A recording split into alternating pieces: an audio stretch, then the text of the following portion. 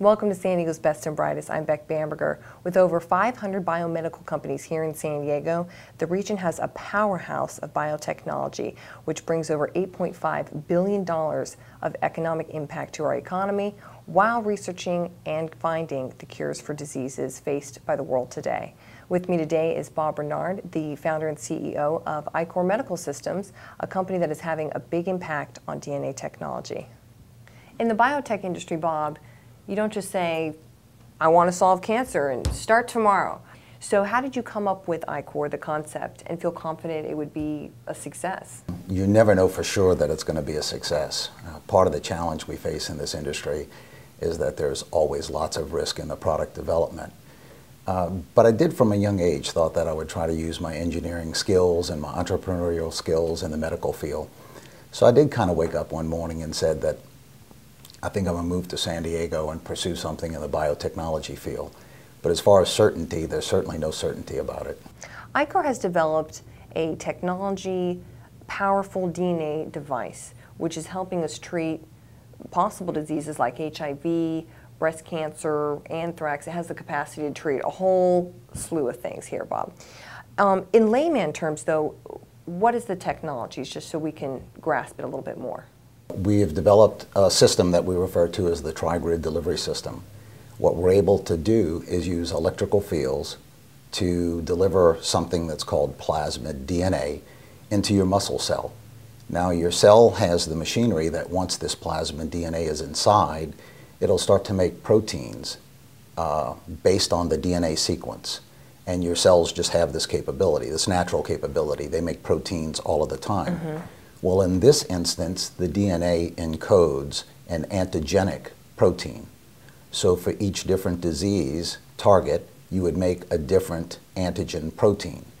And these antigens are then expressed or secreted by the cell, and this is what induces the immune response. It's a very safe way to train your immune system to respond to certain antigens that are associated with a particular disease.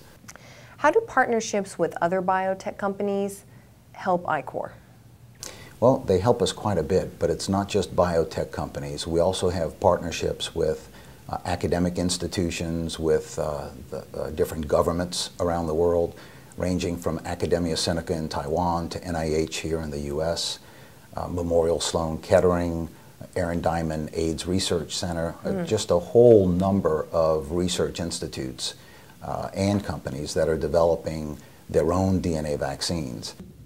Most CEOs and entrepreneurs like progress to happen quickly, and investors like to see things happen quickly.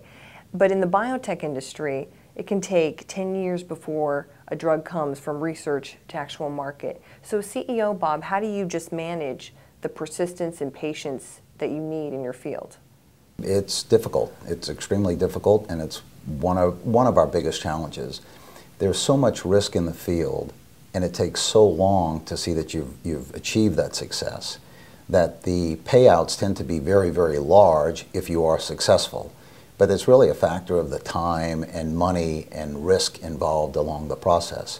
So it's hard. It's been a difficult funding environment. In our instance, we've gotten great support from NIH and DOD. We've been awarded over 30 different contracts and grants from the federal government. Now all of these are competitively awarded, and it's an increasingly difficult environment to achieve this kind of funding. A lot of CEOs I talk with mention communication as a big piece of their entire role. What you're doing is pretty complex. How do you communicate effectively, simply, to all the people you work with, from your lab technicians to your investors to media to the everyday consumer?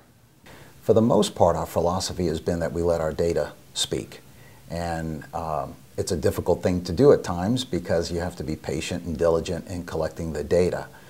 But at the end of the day, that's really how we create value. We've got to have a strong patent position, which we do, and we have to have strong, compelling data. And ultimately, that's how we drive value in the company and let that do the talking for us. Bob, what type of developments in DNA drug delivery and technology do you see in the near future?